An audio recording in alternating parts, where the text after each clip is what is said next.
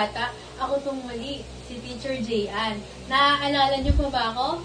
Isang malakas na OS nga kung naaalala niyo pa ako. Okay, mukhang naaalala niyo ako.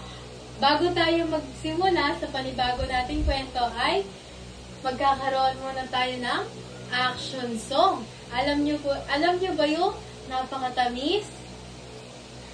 Okay, ganito yan. Tuturuan ko kayo sa mga hindi pa nakakaalam. Ganito yung step ng napakatamis. Ganito yung una. Napakatamis ng pag-ibig ni Jesus. Napakatamis ng pag-ibig ni Jesus. Napakatamis ng pag-ibig ni Jesus. Oh, oh, napakatamis.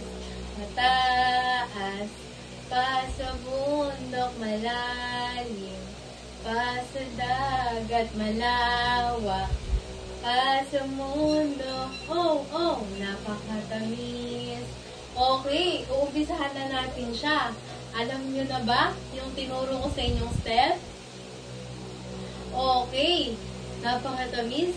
Ready? Sing. Napakatamis ng pag-ibig ni Jesus. Napakatamis ng pag-ibig ni Jesus. Napakatamis ng pag-ibig ni Jesus. Oh, oh, napakatamis. Mataas pa sa bundok malalim, pa sa dagat malawak, pa sa mundo, oh, oh, napakatamis. Oh, oh, oh, oh, napakatamis. Okay, bago tayo mag-action song pa ng isa, tayo muna ay magpe-pray. Paano nga po ulit mag-pray? Number 1, pagdikitin ng mga kamay. 2, yuko. 3, dikit at walang makikipag-usap sa katabi. Let's pray, Panginoon. Maraming salamat po sa araw na ito na kami po ay makakapakinig ng panibagong kwento. Panginoon, itatak niyo po ito sa aming puso at isipan para maging aral. Gabayan niyo po kami sa araw na ito. In Jesus' name, Amen. Okay, bago tayo mag-start sa ating kwento is mag-action song pa tayo ng isa. Alam niyo ba yung It's a great thing to praise the Lord? Okay, mukhang alam niyo naman dahil tinuturo na po sa inyo yon. Mag-i-start na po tayo. It's a great thing. Ready? Sing. It's a great thing to praise the Lord. It's a great thing to praise the Lord. It's a great thing to praise the Lord. Walking in the light of God. Walk, walk, walk, walk, walk in the light. Walk, walk, walk, walk in the light. Walk, walk, walk, walk in the light. Walking in the light of God. Serve. It's a great thing to serve the Lord. It's a great thing to serve the Lord. It's a great thing to serve the Lord. Walking in the light of God. Walk, walk, walk, walk, walk in the light. Walk, walk, walk, walk in the light. Walk, walk, walk, walk in the light. Walking in the light of God. Love, it's a great thing to love the Lord. It's a great thing to love the Lord. It's a great thing to love the Lord. Walk, walking in the light of God. Walk, walk, walk, walk, walk in the light. Walk, walk, walk, walk in the light. Walk, walk, walk, walk in the light. Walking in the light of God.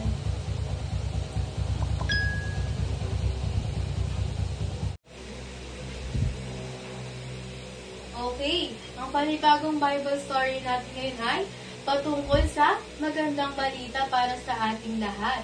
At malalaman niyo din dito kung bakit dapat i-share yung tungkol sa Panginoon. Okay.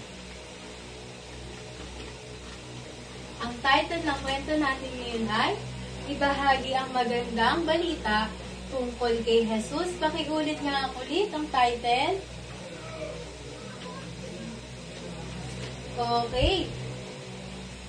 Nang muling mabuhay si Jesus, siya at ang kanyang mga disipulo ay pumunta sa isang burol sa Galilea. Sinamba siya roon at sinabi niya, "Nakuha ko na lahat ng kapangyarihan sa langit at sa lupa. Puntahan ninyo ang iba't ibang lahi at bautismuhan sila sa ngalan ng Ama, ng Anak at Banal na Espiritu. At turuan sila na sundin kayo sa mga iniutos ko sa inyo." At sinabi ng mga disipulo sa iba't ibang tao na sundin sila sa itinuro ng Panginoon. At sinabi ni Jesus sa kanyang mga disipulo, "Pumunta kayo sa Jerusalem at hintayin niyo roon ang kaloob na pinangako namin ng aking Ama." Ang kaloob na iyon ay tutulungan sila na magkaroon ng kapangyarihan na ibahagi ang magandang balita tungkol kay Jesus. Okay. Pagkatapos, si Jesus at ang kanyang mga disipulo ay pumunta sa bundok na Olivo sa labas ng Jerusalem. At sinabi ni Jesus, "Ipahayag ninyo ang balita tungkol sa akin sa buong Judea, Samaria, at sa buong mundo." Pagkatapos ng sabihin yon, si Jesus ay iniakyat sa langit. Habang pinapanood siya ng kanyang mga disipulo, ay may nakita silang dalawang lalaki. Ayun ay ang mga anghel. Habang pinapanood ng mga disipulo ni Jesus siya, habang siya ay umakyat sa langit, ay nakita nilang na papalibutan si Jesus ng ulap.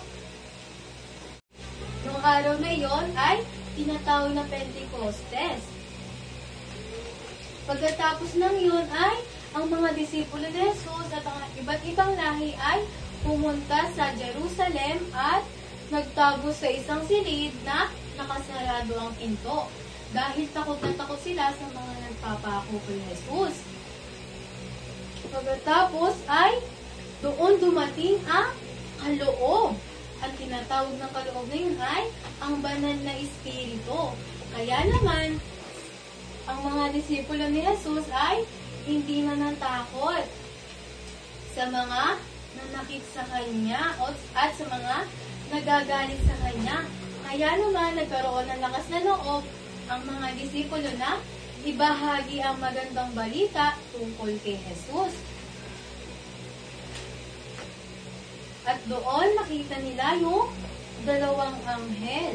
At sinabi ng dalawang anghel, "Bakit kayo nakatayo riyan?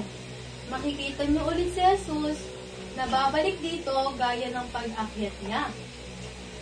Pagkatapos nang nakita na nila yung Banal na Espiritu, pagkatapos nilang tanggapin iyon, ay ibinahagi na nila ang magandang balita tungkol kay Jesus. Nakarating na ito sa iba't ibang panig ng mundo at nakarating din ito sa Pilipinas. Okay, kaya dapat magpasalamat tayo sa mga disipulo ni Jesus. Kung wala yung mga disipulo na yon, ay hindi natin makikilala si Jesus at hindi tayo magkakaroon ng buhay na walang hanggan. Kaya dapat magpasalamat tayo sa mga disipulo ni Jesus. Kung hindi natin sila nakilala, ay hindi natin makikilala si Jesus at hindi natin siya matatanggap sa ating buhay. Kaya naman, kung may mga kakilala pa kayong hindi nakakatanggap sa Panginoon at hindi nyo pa sila nababahagian ng magandang balita, ay bahagian nyo na sila hanggat hindi pa katapusan ng mundo. Okay, may papakita ako sa inyo. Meron ako dito isang puso at may nakasulat na Jesus loves me. Alam niyo ba kung anong ibig sabihin nito o kung ano yung nakasulat dito. Ang ibig sabihin yan ay, mahal tayo ni Jesus. Kahit anong gawin, dapat nating ibahagi ang magandang balita sa Kanya. Kasi ang kapalit lang naman ng buhay na walang hanggan ay i-share natin yung salita niya at ipapahayag natin sa ating mga kilala kung gaano kabuti si Jesus. Okay. Si Jesus ay, ano nga po ulit yung ginawa ni Jesus? Pinako siya para pagbayaran yung ating mga kasalanan. Namatay siya at sa ikatlong araw ay nabuhay siyang muli. Okay, magbigay nga po kayo ng kasalanang nagagawa ng tao. Okay, pagsasagot sa magulang. Ano pa? Okay, di ba marami po tayong mga kasalanang nagagawa po natin sa isang araw? Nabibilang pa po ba natin yung mga kasalanang nagagawa po natin? Okay, di ba po? Hindi. Ano po dapat natin gawin para hindi tayo mapunta sa impyerno? Tatanggapin si Jesus bilang Diyos at sariling tagapagligtas. Okay, kapag po napunta tayo sa impyerno, hindi na po tayo makakalabas doon. Kahit po sumigaw po tayo ng tulong, wala pong makakarinig sa atin. Mainit po sa impyerno. Higit pa po sa pagpasok po sa atin or kapag napapasok po tayo. Mainit po doon. Nandun po lahat ng iyak, sakit, at kahit anuman pong mararamdaman natin. Kaya naman, para hindi tayo mapunta sa impyerno ay tatanggapin natin si Jesus bilang Diyos at sarili nating tagapagligtas. Okay, sino dito gusto ng libreng regalo galing kay Jesus?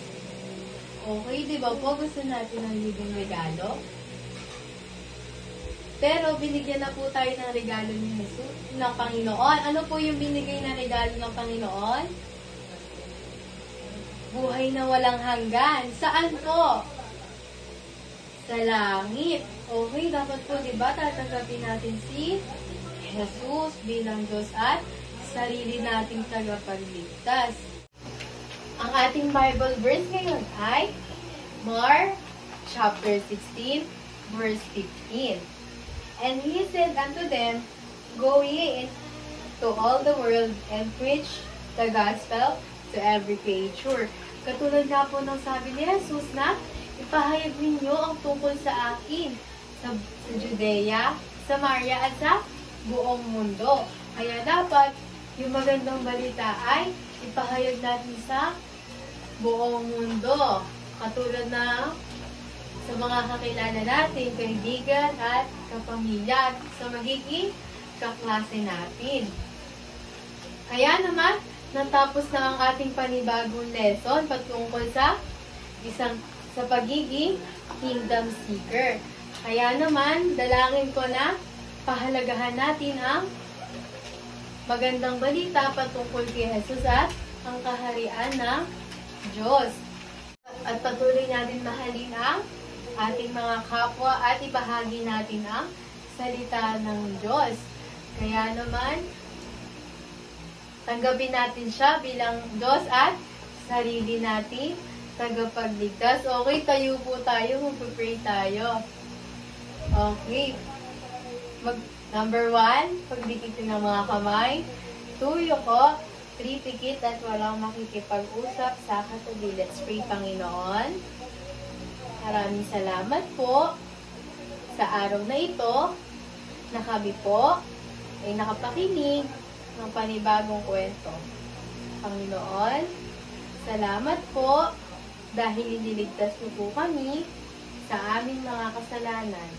Panginoon, patawarin niyo po kami sa aming mga kasalanan sa isip, sa salita, at sa gawa. Binubuksan ko po ang aking puso, pinapapasok ka at tinatanggap bilang Diyos at sariling tagapagligtas. Mahal po namin kayo. In Jesus' name, Amen. Okay, saan po natin pinapasok si Jesus? Sa puso, hindi sa muso.